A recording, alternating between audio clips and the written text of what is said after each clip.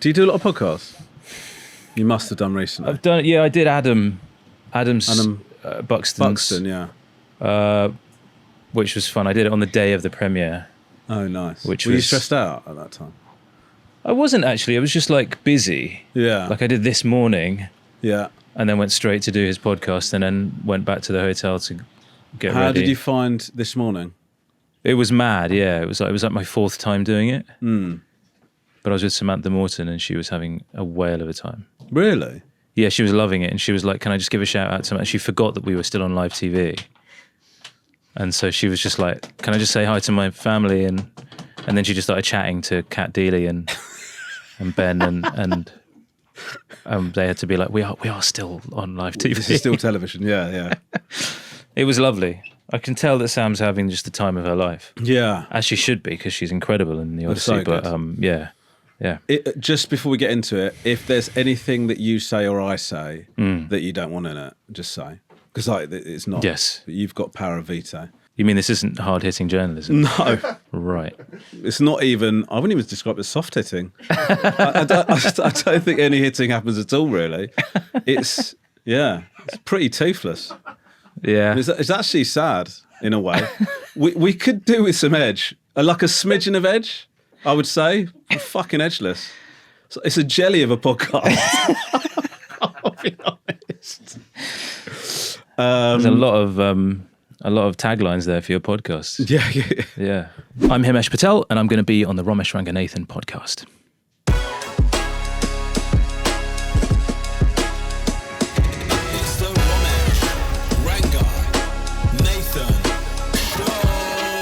Shut up, Romesh.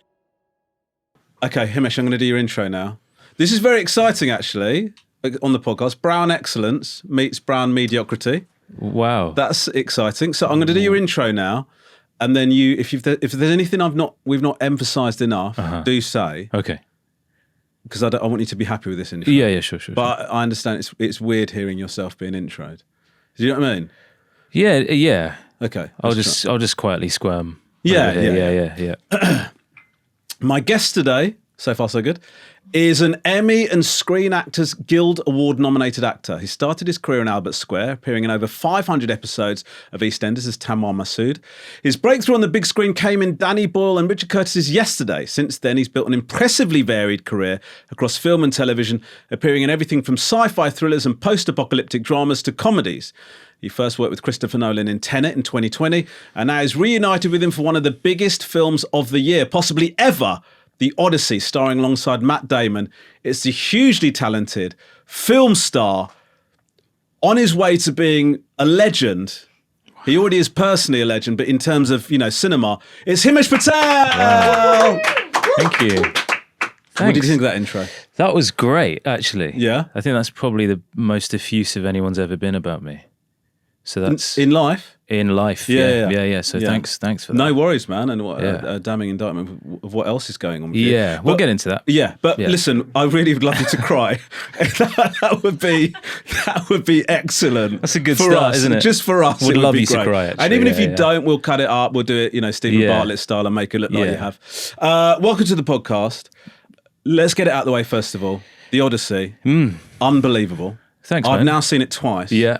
Once on a regular sort of POVO screen, and then I decided... That's what they call them, I think, Yeah, actually. It's just like smelt in there. They branded those. Scum. Mm-hmm. And then I went back to watch it in IMAX. Yes. Not the... 70 millimetre. No, I went to watch like regular... Yeah. I'm in Crawley, do you know what I mean? They don't have that kind of IMAX in Which Crawley. is a shame, I think they should. It is a shame, and Crawley's calling out for it. Yeah. As well as basic amenities. Yeah.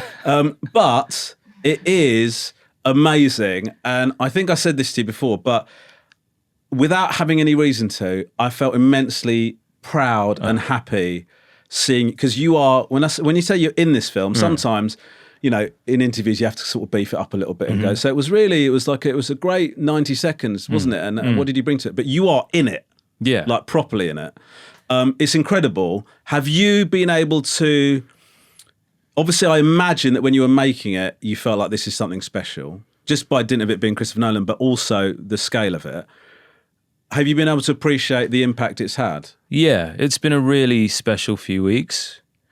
in terms of like this, what it is and what it meant to me, that kind of really came home to me at the London premiere, because I was there with my partner and some of my best mates and my sister, and I was at the BFI IMAX, which is like one of my favorite cinemas in the world.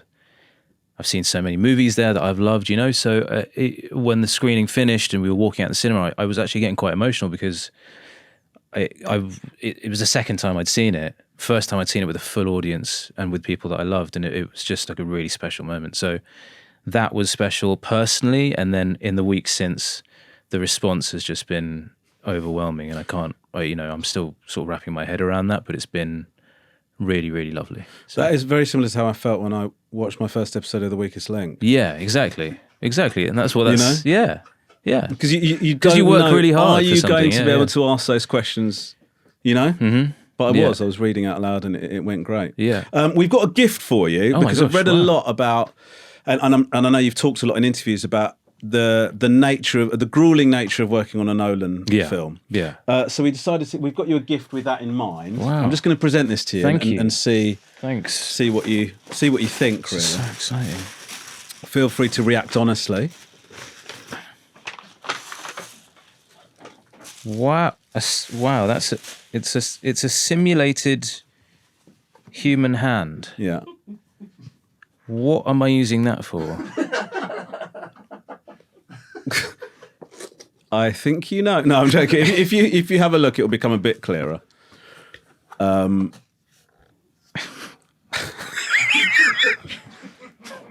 I don't know what I was expecting, but that's not it. Yeah, look, it's not. What I would say is, when you look at it, it's not the best simulation of a human hand.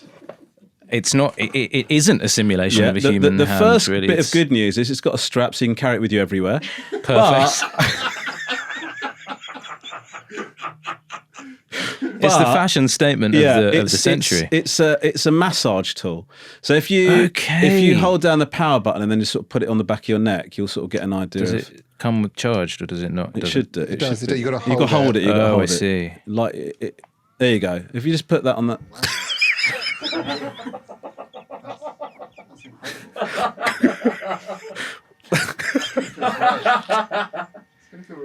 Now I think that's vaguely threatening. Do you think so?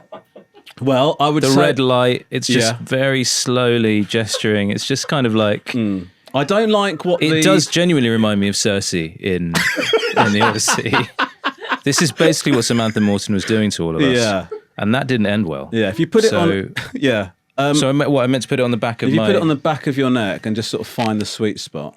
There you go. Get the strap around your neck so you don't have to take it off. How does that feel?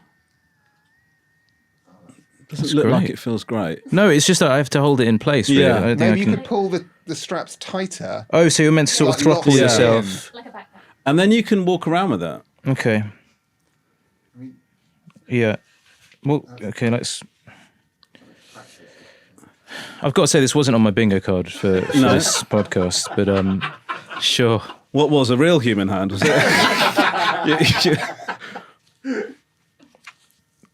I mean, No, it's This gone the is- wrong. It's gone around the wrong way. yeah. now. Maybe we'll just. Yeah, no, sure. I'll figure it out Yeah, and yeah, send yeah. you a video, I guess. Yeah, I'd and- love that. Yeah, I'd love that'll that. be. But it is good. I mean, okay, yeah. Is this something you have? I don't have that. No, why would I have that? No. So- I don't have that. But genuinely, we got it for you because we wanted something relaxing. For Thank you very much. And it's I got appreciate some it. very good reviews. But Right. now, having seen it, I probably would get one. Yeah, Wow. Do you want to try it? I'd love to. Give it yeah, a if go, that's yeah, okay. yeah. Sure. I think I suspect. Stay tuned. I suspect what you have to do is really apply some. I don't like what these are doing. That's what I mean. That's my. Yeah. That would be my instinct. It's I kind of don't threatening know- and it's a bit too but phallic. I don't like Yeah. what the thumbs are doing, but It's not the kind of face you really want. How does it feel, Rum?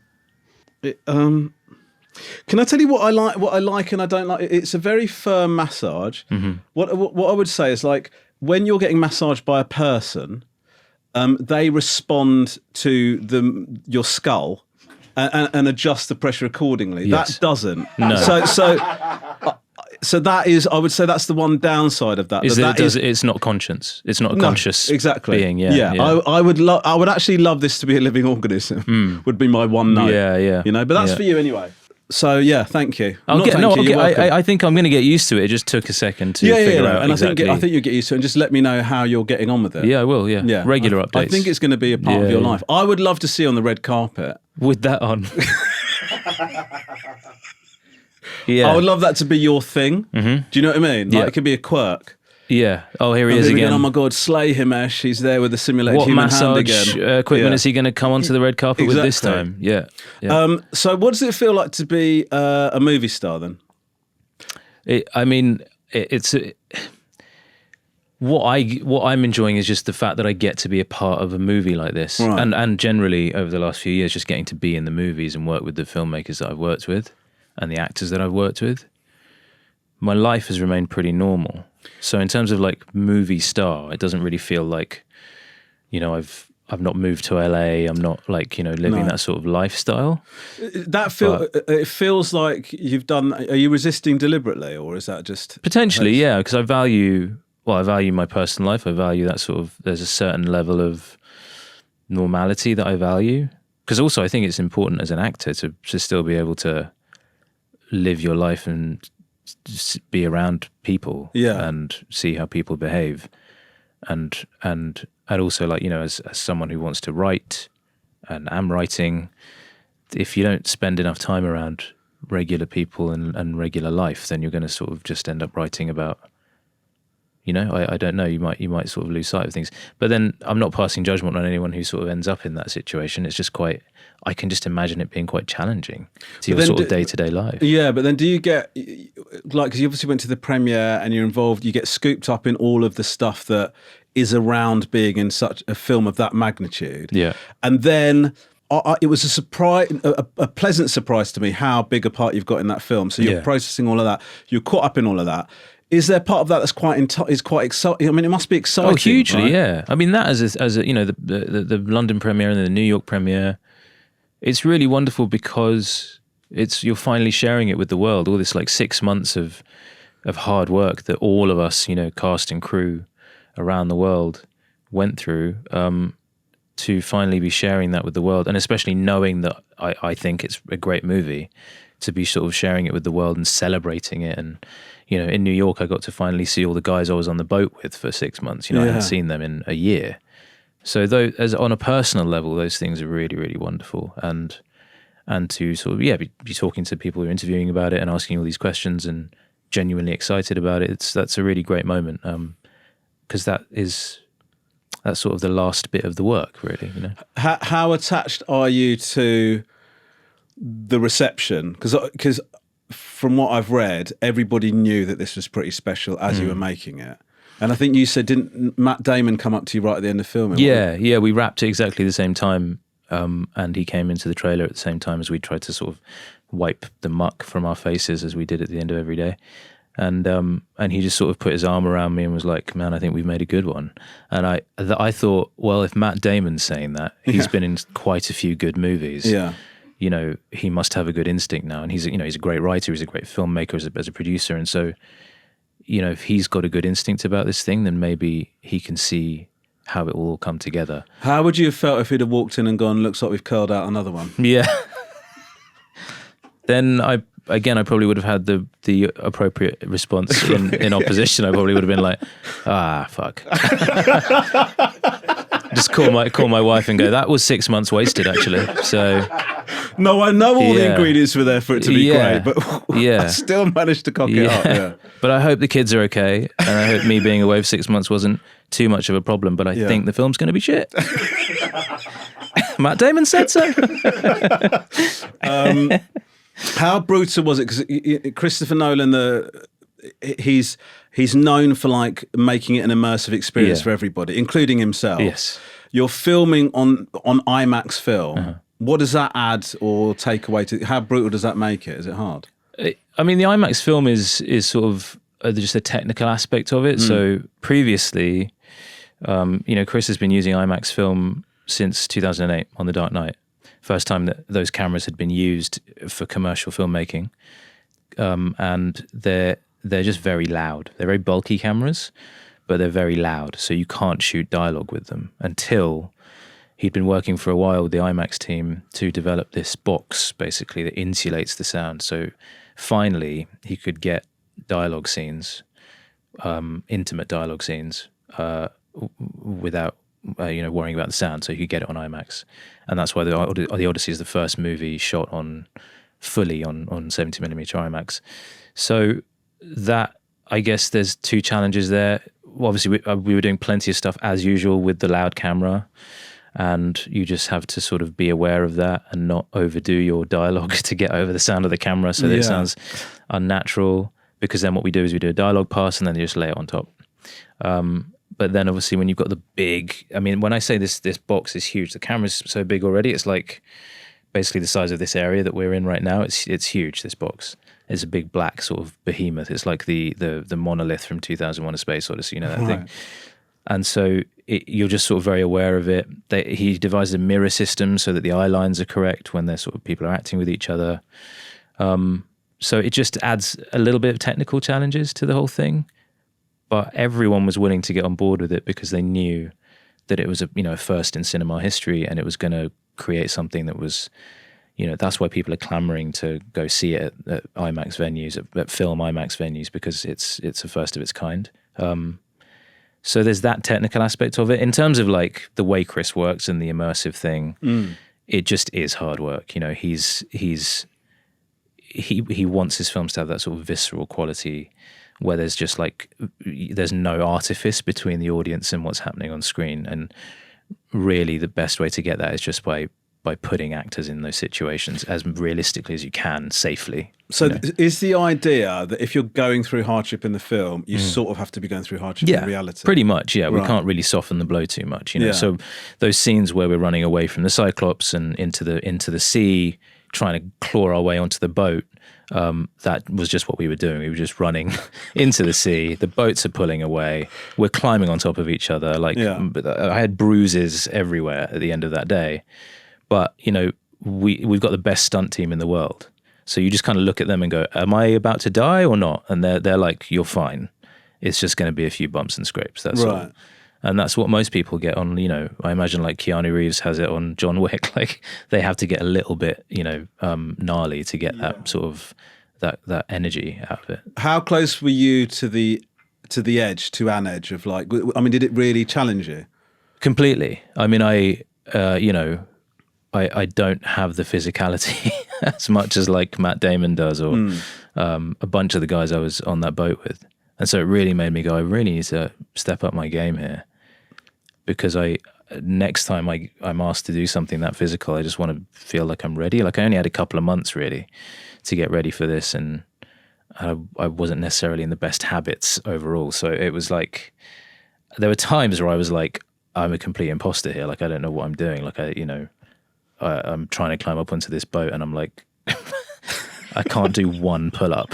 You know what I mean? Like that's what it feels like. Yeah. And so it's just like, okay, I'm doing my best, and it gets a bit sort of hairy at times. But what I felt was the support from everyone. So obviously with the stunt team, but those guys I was on the boat with, like, some of the greatest guys I've met, and, we've become like family, because we've gone through that experience that's just so singular. So we were always looking out for each other, and they were always looking out for me, and so I never felt like I was gonna like die or get severely hurt, because we were all just there to look after each other. So some of those scenes are genuinely disturbing, like the Cersei scene, when she starts sort of doing what she does to you guys. It feels, it's disturbing to watch, right? Like you're in, do you know what I mean? And you don't feel like you're watching. This is it's genuinely horrible. Mm-hmm. That's what's amazing. That's what's so amazing. And then the Cyclops scene, that is the way that's done is it's incredible. It is absolutely incredible, and the sound design and everything. I think when Cyclops makes a noise in that cave. That is one of the most horrible things I've ever heard in a film ever. Yeah, right? I think a lot of people's eardrums shattered potentially. But it's. I think that Yeah, and look, I'm sort of not really asking a question, but I think that it's amazing how immersive that. I mean, that film is a properly immersive experience, isn't it? Is that something that took you by surprise, or you knew that was happening when you were making it? I knew what I was excited about when I read the script was, obviously I knew it was the Odyssey by the time the script got to me. So my mind was already whirring. I was like, how's he going to do that? How's he going to do this? Then reading the way that he'd adapted it, which I just thought was incredible. You know, that's one thing about this adaptation, I think. You know, Chris is an amazing director, but he's also an amazing writer. And I really, hope he gets his props for that with this one, because to have condensed the Odyssey into a 3-hour movie is still, it's a 3-hour movie, but there's a lot there that he had to compress. And to make it as thrilling and cohesive as he has, I think it's really masterful.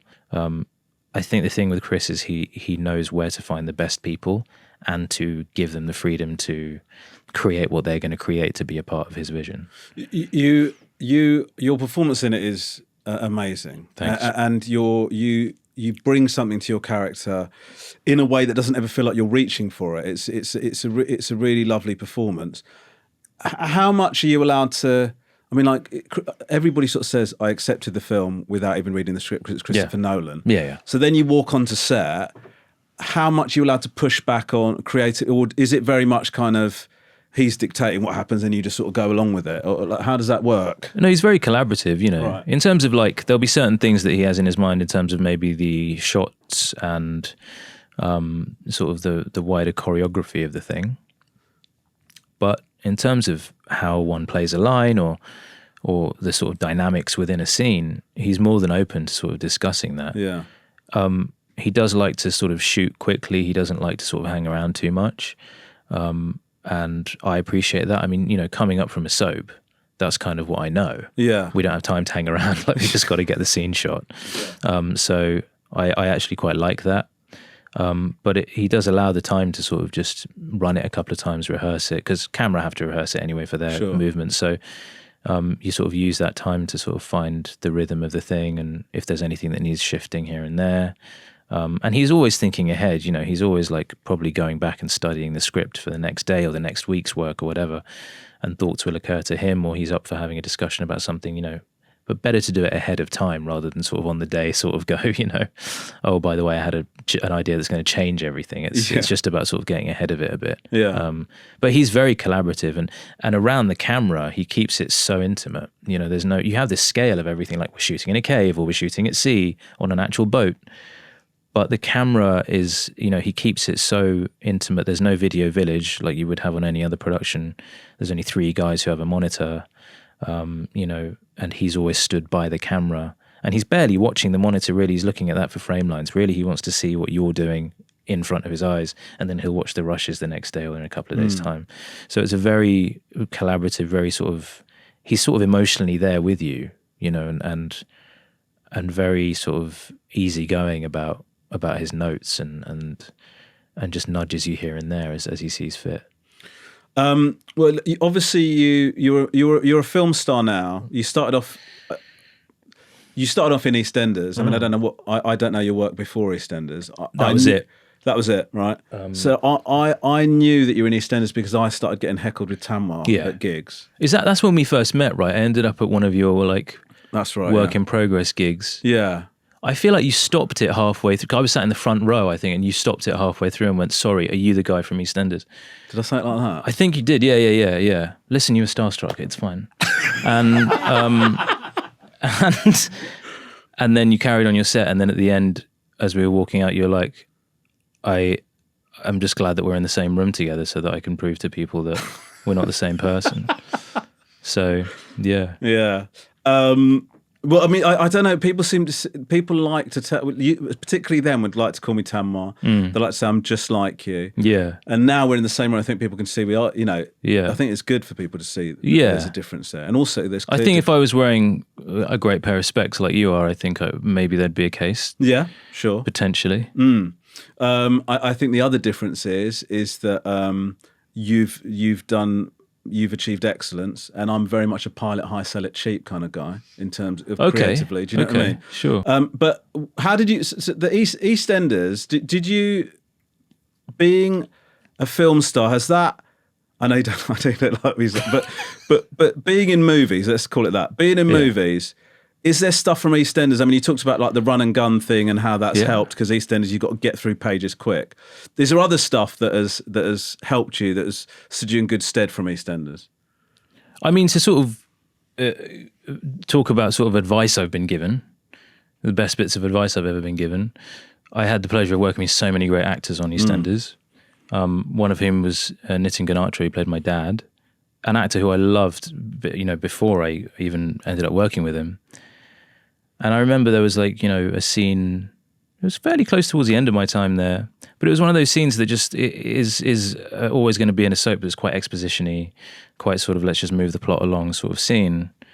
And he was like, I'm struggling with this a bit. And he was like, can we just talk about, let me just run it a few times and see what happens.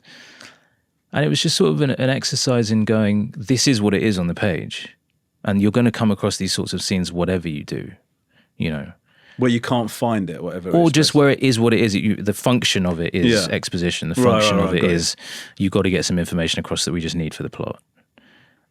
And he found a way to make it more interesting just by finding a physicality of there was a folder or something.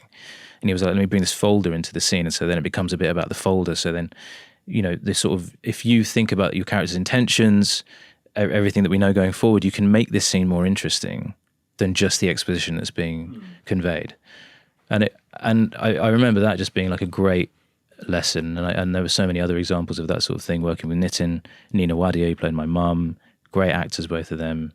So many brilliant actors I got to work with who just taught me something along the way about how they sort of work around some of those conventions that a soap is just always going to have that you need to sort of work with. And it kind of made me realize that whatever's happening on the page, there's always a creative solution to making it more interesting for the camera, basically.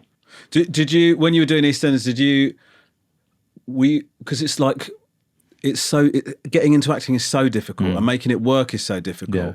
And then you're on EastEnders and then you're a regular character as well. And were you thinking, I've done it, I've made it? Or were you always thinking, I'm hoping to go somewhere else with this? I think eventually I knew that I wanted to go somewhere else and just try new stuff. Sure. It was less a sense of having made it or not made it. It was just knowing that I wanted to sort of just try different things and see what I was capable of or not capable of. I mean, do you care about making it such a shit thing? Do you know what I mean? How much what does making it look like to you? Is it just being able to act regularly? Yeah. Yeah. And I guess, pay the bills now that I've got a family and just sort of, keep things ticking along there. And then, of course, there's personal ambition of wanting to create things, write things, make that sort of thing happen. I guess there's still a conversation to be had about if you're in a position of privilege as a person of color or someone of a minority, can you keep that conversation? Can you push that further? Can you create a space for, those sorts of stories to be told more often, that sort of thing, which a lot of us are trying to do. But, on a personal level, I mean, it's just these little things like just getting to work with these filmmakers who I never could have dreamed of working with once, let alone twice, So everything sort of is part of the same tapestry. Do you know what I mean? I would have nothing without EastEnders if that hadn't been the start of my career.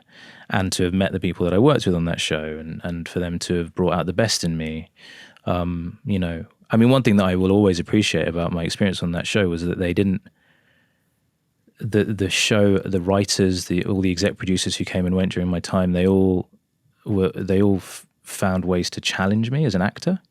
They never sort of pigeonholed me. They never went, you're just a nerdy kid, so we're going to give you that sort of stuff to do. They gave me a chance to try something more emotional or try something more sort of just different. Yeah. And because also it was funny characters. Well, yeah, right? so that I got to do a bit of that, but then quite early on they could easily have sort of just pigeonholed me as the comedy relief guy. Yeah. But then they started giving me some really interesting stuff to do on a dramatic level, which I really appreciated, and that was when I really had to sort of go, how do you do this? And that's where I was really appreciative of working with those actors who really supported me through it and taught me so much. But to have worked on a show like that where they gave me such a breadth of challenges that helped me grow over the 9 years that I was there, I couldn't have really asked for a better training ground, you know. Like when you think about, because the joke always used to be you're only allowed one brown family on EastEnders, Yeah. right? But like when I think about watching Asians on television, you know, one of the things is there's representation and then there's representation in terms of like what you want to see is representation where your ethnicity or your background is simply part of the tapestry of your character rather than the thing that the whole thing's about. How strongly have you felt about that, sort of doing what you do? Is that something that's always been part of your thinking? Yeah, and I think I've been lucky to be part of things where that has been the case. And then I just sort of try and mark whether there's an opportunity to be a bit more specific from time to time. Like this movie, I did The Assessment. My character wasn't called Aryan to begin with, and I kind of said, "Can we just switch that just as a point of interest?" Like, and everyone was up for that, and so it's just nice to sort of have maybe a bit of specificity in that way. Yeah. But then I've played characters called John and stuff like that, so like it's good to sort of be working in an era where I can do that, where I get those sorts of opportunities and those, you know, getting to do, you know, 3 maybe now, like Victorian period projects, which I just never imagined was ever going to come my way, like, you know, because we never saw anyone who looked like us sort of in those sorts of things growing up. So that's been great. And I think ultimately I would love to see some more specific stuff, but I can't really expect anyone to create that who doesn't fully understand it. They might, but more likely or not, it's going to come from someone who gets the specificity of that particular culture or that particular kind of story that you want to tell. So that's kind of stuff that I'm working on and trying to develop at the moment, really. And there'll be some really great stuff that comes out of that, hopefully. So you did EastEnders, were great in that. How did it all come about? That, like, how does it feel, that journey going from that to where you are now? What was sort of the chronology of that? So I left, 10 years ago, and in fact, pretty soon after is when Damned left came along. EastEnders 10 years ago. Yeah. You've had a hell of a decade, haven't you? It has Holy been, yeah. like that is fucking wild. I can't. You think about all the stuff you've done since EastEnders. Yeah. Holy, congratulations! Thank mate. you. Yeah. You're killing it. Thanks. You must be aware of that. It's difficult. No, Listen, it's- I know you've got like a little chilled energy, but part of you must be going, killing it. This summer, I mean, it's You're about smashing it. Yeah, it's a really lovely sort of summertime this summer where I'm just sort of going, this is actually, and I was thinking about that, the 10 years thing, because it's 10 years since I left, but it's also that 10 years since I met my partner. Yeah. And so it's like a real sort of milestone year. You have to say that as well, don't you? Yeah, it's crazy. yes. I know the Haven't career's forgotten. gone well, but if you don't mention that, God, Exactly, there's no point going Jesus. home. Yeah, exactly. That was the one thing that I had to do, actually. So that's ticked that off the boxes. And you know, I wrote an essay in a book called The Good Immigrant, and that came out 10 years ago. That was a real sort of moment for me. So it is like a real milestone year, and I am actually taking a second to go, it has been an insane decade. And so, I left 10 years ago, and then that was pretty soon after that Damned came along, which thank you for that, by the way. Well, let's talk about Damned. Yeah. I was in a pilot of Joe Brown's sitcom with Joe and Alan Davis, and I was in the pilot of that, and then didn't end up doing the series. And you did play the same part as me in the. So we played the same role, which is kind of a funny detail, isn't it? Yeah. And look where we've both ended up. You know? Yeah.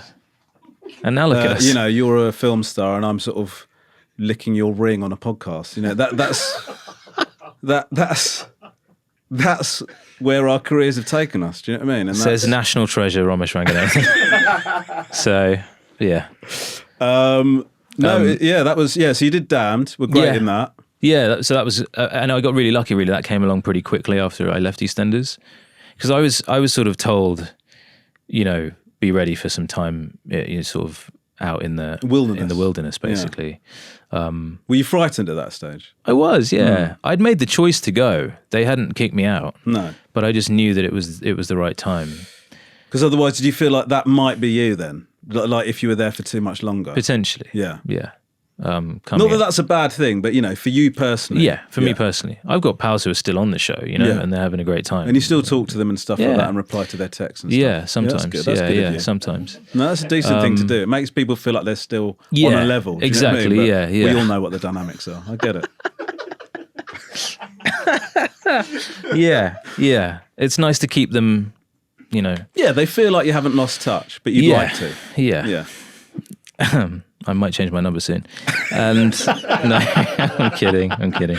And so I was quite lucky that Dan came along quite quickly soon after.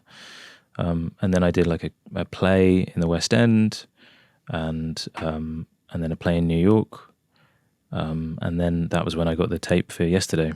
It was at the end of 2018. So Danny Boyle seen you? 2017. Sorry. Had he seen you in the play? No, he'd seen me. So I did a short film in 2014. So it was the only other thing I did in the 9 years I was on EastEnders. I did a short film called Two Dosas.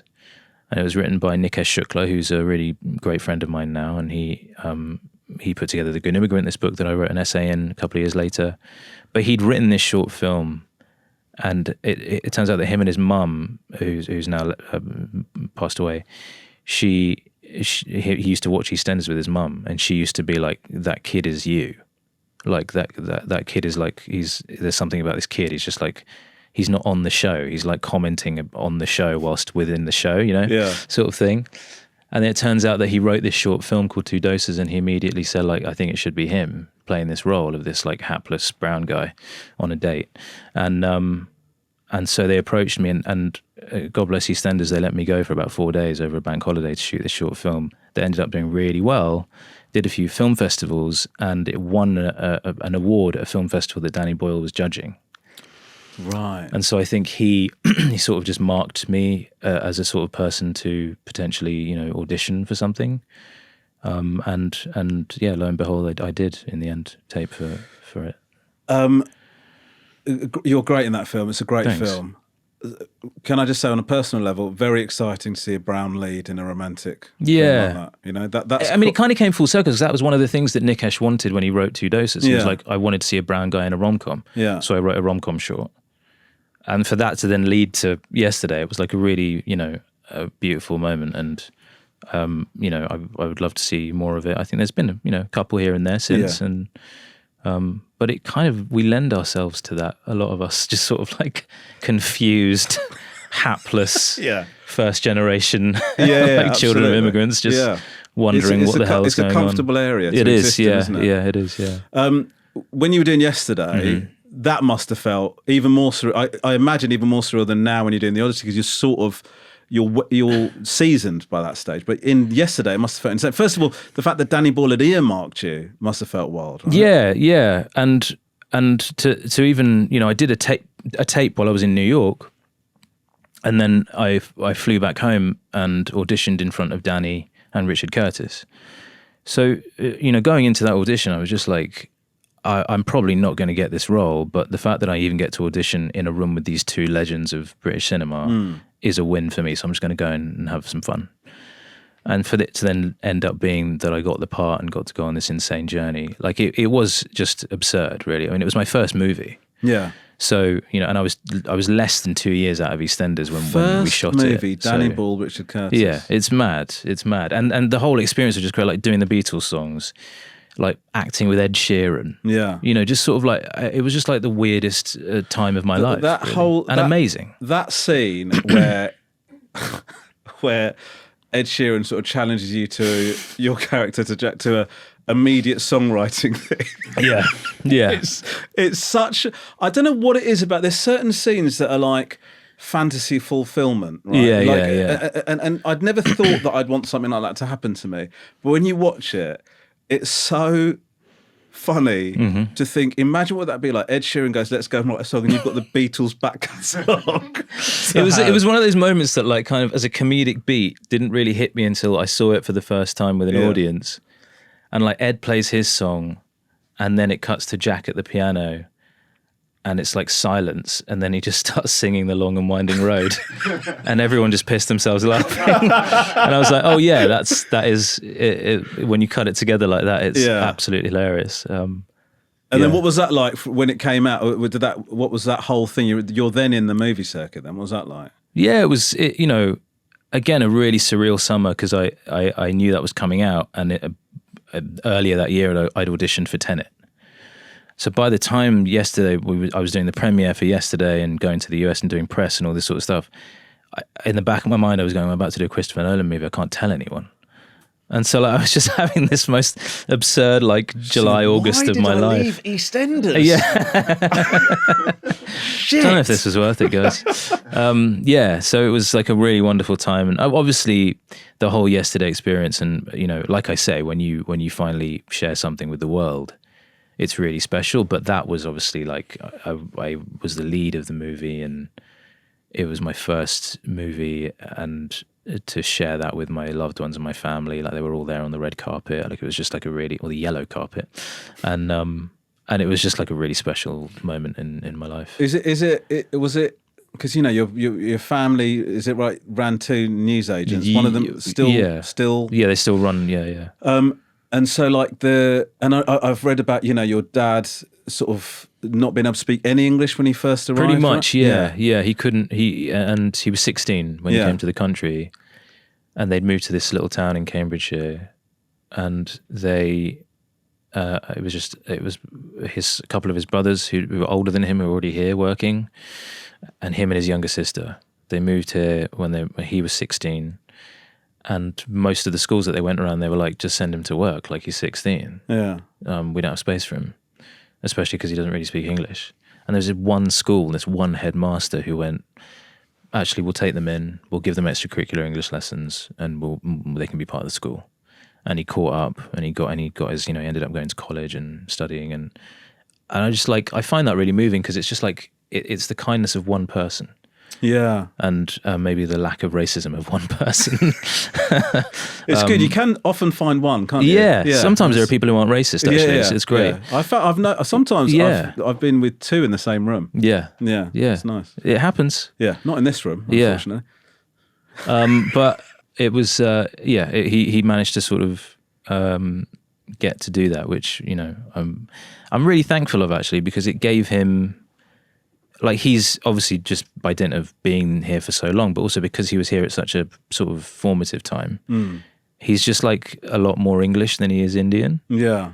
In many ways. And so he was like introducing me to a lot of like comedy and music and all this sort of stuff, in a way that, because he was just, he kind of grew up here, really. Yeah. So. And then was it amazing? Because my mum sometimes says to me, came over from Sri Lanka, and then now I'm on television doing whatever I'm doing. She finds it, you know, amazing. She can't quite believe it.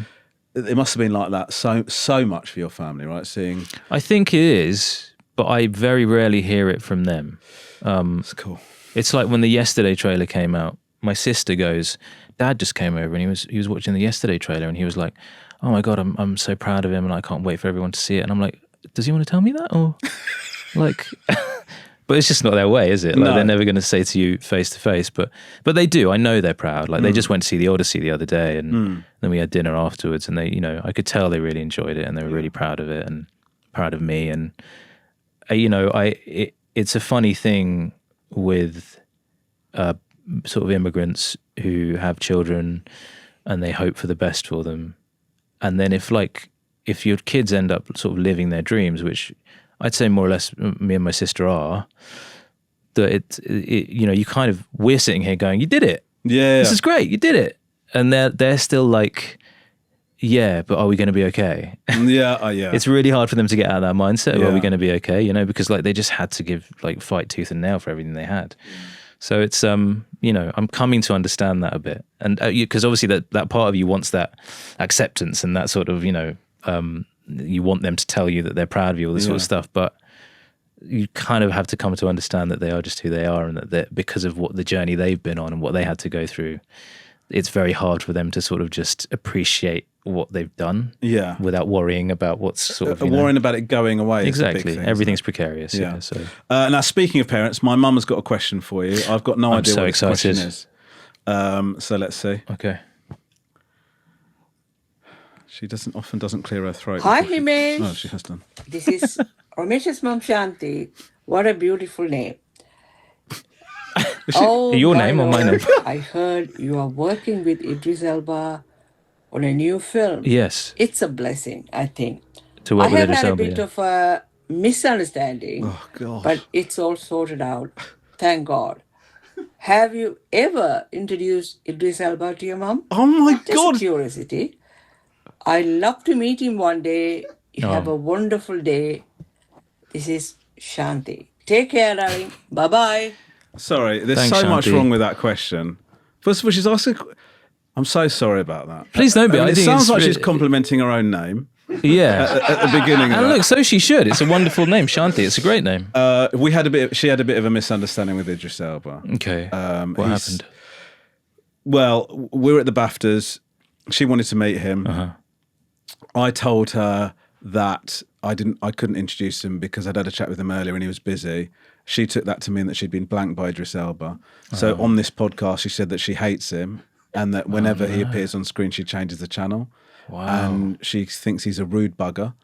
And Well- for some reason, in response to that, Idris sent in a hamper of apology. I've got A hamper of apology. A hamper of apology. And what was in the Little hamper? It was sparkling wine, some chocolates, some Wow. little, and he just a little note saying, "I'm sorry that I'm in your bad book, Shanti." He had no reason to send that because my mum had been so out of order. Yeah. And then my mum started going, "I think he should come on the podcast." It's like, why would he? Yeah. You shat on him. I mean, he is going to do it eventually. He's going to come on your podcast and it's going to be amazing. Yeah. But Yeah, but my mum and she'll can't just be here. there in the corner. It all worked out. the long game played out exactly as I thought. Yeah. Yeah. Wow. I mean, yeah, I've actually not worked with him in the room. It's an animated movie that's Yeah. So what's this film you're doing? It's called High in the Clouds. Right. It's an animated movie that was created by Paul McCartney, and I think Linda might have been one of the originators of the story way back when. But either way, we've been trying to make this movie for years, and we've finally done it. So I've done all my sort of vocal work for it, including some songs, some original songs by Paul McCartney. And I don't know exactly. I think the plan is like either next year or the year after. But as with animation, it takes a minute. But yeah, Idris is also in it. And so I met him once very recently within the last year, and he just sort of was up for a real laugh. It was at one of these like BAFTA parties, like, like these like film events where you go and you just like they do a screening of a movie and then there's like people trying to get awards basically. Yeah. And A bit of networking. and then he was like, "Oh, nice to meet you. I'm just on my way out, but before I go," and then he just told me like a vaguely inappropriate joke, and then was really proud of himself and just and walked off. So that's all I can tell you about Idris Elba is Yeah. that he's got some kind of funny jokes. Yeah, that okay. probably I can't. You can't repeat. I'm not going to repeat them on this No, podcast. I think that's. But yeah, I don't want another thing with Idris exactly. Elba Yeah, off the back of this. but maybe podcast. see if you can get it out of him when he comes on the podcast. Yeah, if and when he does, Yeah. I can't imagine he'd want to, but if he does, have you ever included your family in any of your stuff? No, And would you? no, probably not. I'm quite protective of them. Yeah. Yeah. Well, I'm. Oh, how is it with you and your mum? Like, is it? I mean, it seems like it's sometimes a bit of a nightmare for you. Yeah. Yeah. I would say that often what she reveals about our background Okay. on the podcast is a surprise to me as much as Yeah. it is to the audience. Whose idea was it? Did she at some point go, "Hey, I want in"? No, I thought it'd be funny to. We thought it'd be funny to have her as part of Asian Provocateur when I Yeah. went to Sri Lanka and Yeah. brought her along, or she was sort of designing the trip, and then she became this breakout star, and then it became successful, and then we'd created a monster. Mm-hmm. What can you do? And now, And now she's like, "Why does Idris Elba not want to talk to me?" yeah, I mean, I'm a star. that is. Yeah. Yeah, that's how far her ego. I kind of respect it. Yeah, I kind of respect it. Yeah. but it's difficult. It is tricky. Yeah. But we really. You're kind of her manager now. Well, actually, she's now managed by my management. Yes. Eventually, you had to be like, "Please take over." Yeah. And then they sort of make a joke about it. It's our favourite. You're our second favourite Ranganathan. And it's really Yeah. funny. It's funny. Yeah, it's great. What can you tell me about the X-Files reboot? It's not a reboot, is it? Is it a reboot? I mean, it's X-Files, but Ish. it's Yeah. There's not a whole lot I can tell you really. Okay. we shot the pilot Yeah. earlier this year, written and directed by Ryan Coogler, who is just like the greatest. I mean, So just really good people want to work with you. That's exciting. isn't it? yeah, I am kind of trying to figure out what's going on there. It's been just an insane year of working with Chris, and then working. Literally, the next job I did was with Ryan Coogler. Counting my lucky stars. You didn't even audition, did you? He No. met up with you, and you thought you were going to then audition. And That's what I thought, because I was like, well, this is like got to be one of the hottest properties around, and it's like literally the hottest director in the world right now, who's written and directed, is going to direct this thing.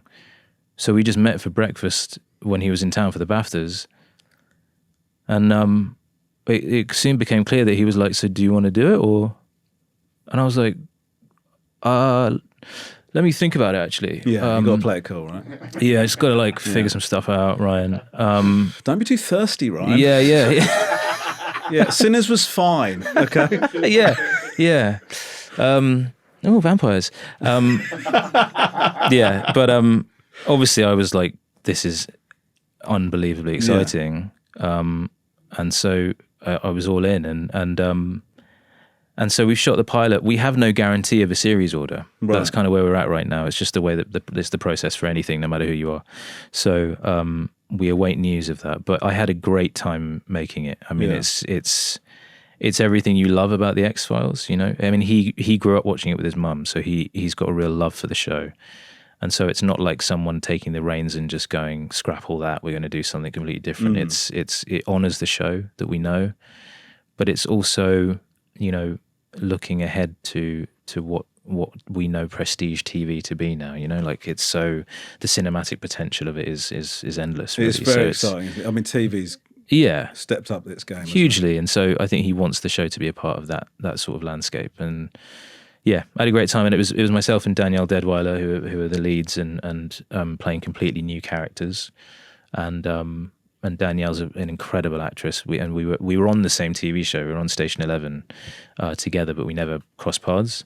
But we hung out a bit, so we knew each other already. So to then go into something like this, kind of hit the ground running with your co-star, it was just a great experience. And so let's see what happens. I hope you will get to see it eventually. Yeah, fingers crossed. But if not, just send me a bootleg. Yeah. Yeah. Okay, we're going to play a little game. Misquoted. Okay, here we go. It's misquoted. So I'm going to tell you 5 things that you may or may not have said, and you've just got to tell me if you did or you didn't. Okay. And some of them, I do have to put this in. Yeah. Some of them adapted for something you might have said. Okay. Because interesting. I don't want people to feel cheated when they play this game. Okay. Yeah. You know? I made that really serious. Okay. Anyway, good luck. There are no stakes. Doesn't sound like it. Here's your first one. Good luck. In Hollywood, I think being happy with your own face is a vice. Did you or did you not say that? Being happy with your own face is a vice. I don't think I said that, did I? No, you didn't. Well done, Himesh. You said something. I don't even know what that means. You said, I don't. But what you did say is, in Hollywood, I think bread is a vice. Yes, it does To seem. GQ in It does. 2024. Yeah. How like do you allow carbs into your life? Sadly, yes, I do. Not sadly, carbs are great. Yeah. I think that's what I mean. I think we're sort of, there's body expectation, and I guess sometimes you just need to manage it a bit better. Have you allowed any of that to creep in? Yeah, frankly, yes. I mean, for example, like shooting the Odyssey. Yeah. You know, when you're like got like a 54-year-old Matt Damon just looking ripped to shit, and Annoying. like sprinting past you, you're like, I should cut down on that. Should probably, because that's what he did. Yeah. He got rid of gluten from his Is that diet what he did? as part of a number of things he was doing, obviously, but like. He cut out gluten. But you must have the inside track now in a way that you didn't before to like what are these people up to, right? Yeah, they're doing some secret shit, right, to get super rich. I don't know if Matt's doing any secret shit. I think he's just. But I just imagine there's some like smoothie that they have that just fucking. Do you know what I mean? Like Space Jam.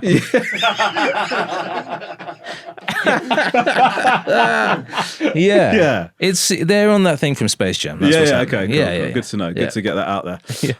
Okay, here's your next one. We were shooting in a cash and carry yesterday. I'd had a false beard on, and they were using coconut oil to take it off. I was like, oh, I'd love a bounty. Yeah, that's true. That is true. Evening Standard 2019. Yeah. What happened was then all I said was, it reminds me of Bounty. Now I feel like I want a bounty. Next thing I know, they brought in a box of Bounty because we're at a cash and carry, and I was the lead of this movie. This was on yesterday. They just brought a box of Bounty, and they were like, "This is great. We'll have this in the trailer for you." And I was like, didn't ask for that. I just said, "Oh, that smells like Bounty." And next thing I know, they brought an entire box. What did that feel like? Did that feel good? I was drunk on power for the rest of the shoot. Absolutely. Yeah. Absolutely. Because you do get treated, I mean, I imagine you get treated really, really well. Do you have to have you ever surprised yourself by being a bit of a diva, or has any of that sort of crept in? Have you found yourself demanding stuff? Is there a Himesh demand or non-negotiable? I don't think so. No. It's probably more since having a family and just sort of wanting there to be stipulations and just contractual stuff of kind of going, a certain amount of flights for your family sort of thing, if possible, based on the size of the production. But otherwise, I don't tend to, But I've come to understand why sometimes people do, because there's just ways it can help. Because what happens with actors is you get thrown out of your routine. And if you're trying to look after your body or get your body in a certain shape, or if you're just if you just have a general routine that's good for you and your mindset, if suddenly you're shooting in some other country 7 to 7 every day, if they can help you out by having just XYZ in your trailer every day or that sort of thing. So I used to be very judgmental about that sort of rider, those sort of requests, kind of stuff. And I think, you do hear about stuff that's just no one needs that. But I'm coming to understand why sometimes it can be helpful. Yeah, because if it's hard, then having a little bit of home comfort or just something that you need just to help you out. It's mentally helpful. Yeah, that's what I keep saying to my teams. Okay, here's your next one. You're 2 for 2. Well done. Thanks. I think people probably assume I'm just a bit of a clown. I don't think you delivered it like that. That was horrible. But did you or did you not say that? I probably did say that. No. Oh, wow. You said something similar. I think from the outside, people are probably like, are you okay? And I'm sitting there going, yes, I'm fine. I'm just thinking about something. You said that to the Times in 22.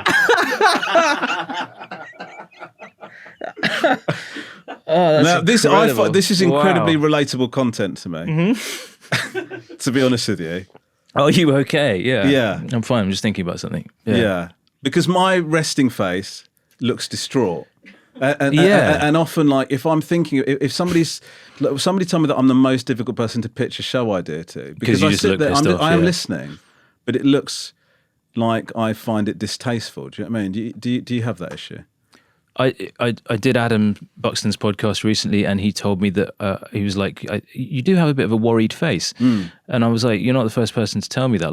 I think maybe I just do. I can't. It's just my face, though. I don't, But also, I think maybe I am just sort of chronically anxious all the time. So maybe they're on something. I'm chronically anxious all the time. Yeah, it's tough, isn't it? But then there's part of you that thinks, if I get rid of this, maybe I won't be able to do my job anymore. Maybe I'll become a douche. Yeah. Do you want to be a happy douche or an anxious legend? Yeah, exactly.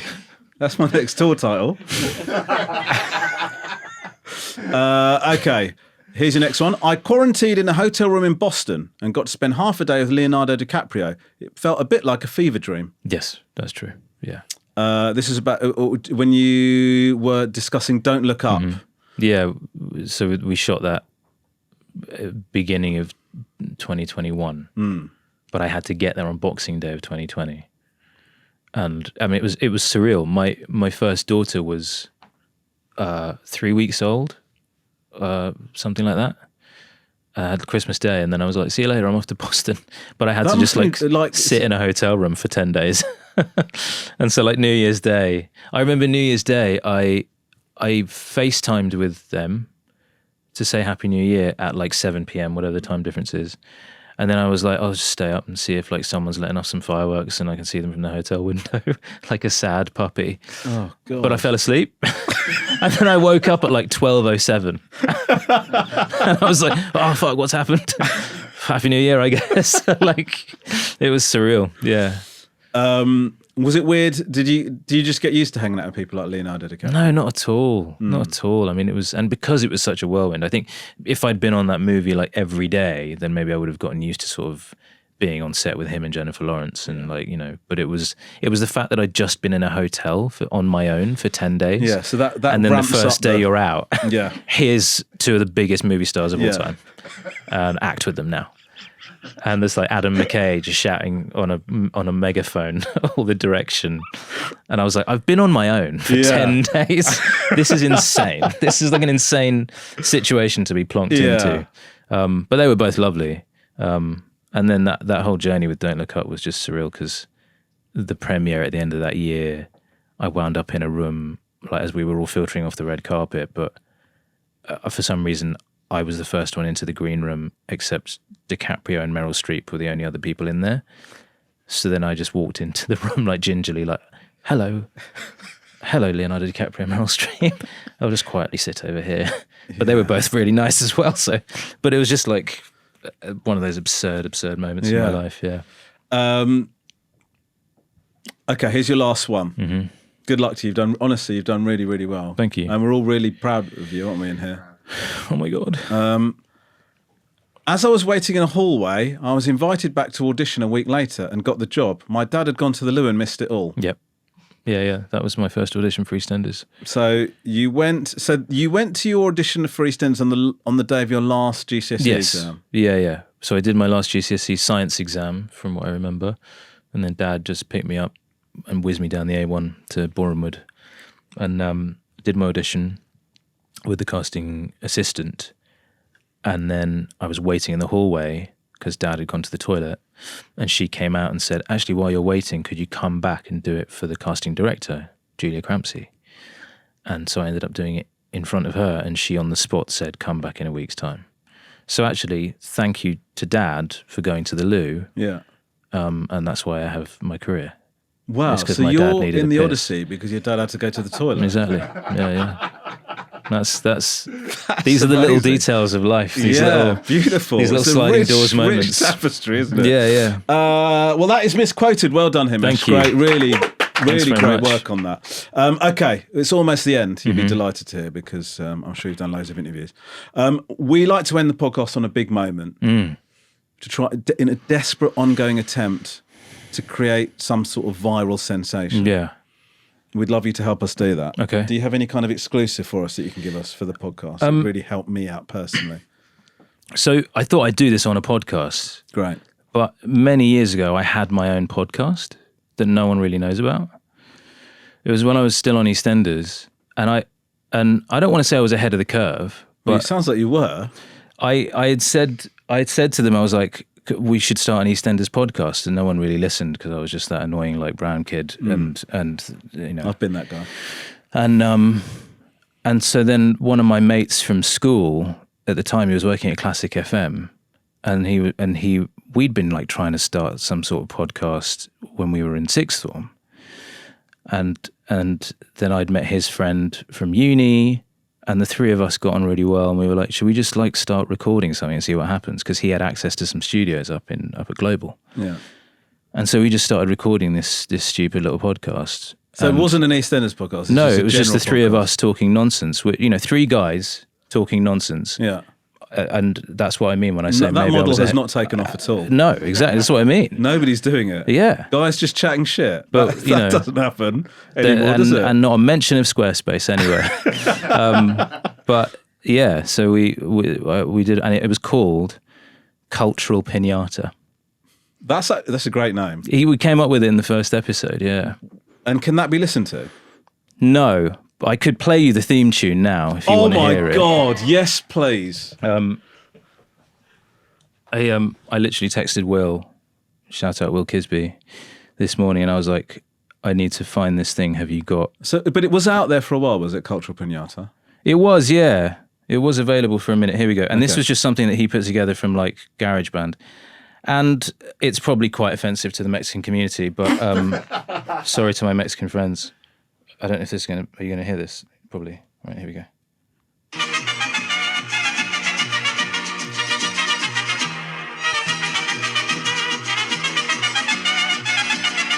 Because it's a piñata, so yeah. Piñata cultural. And that's our friend. There you go.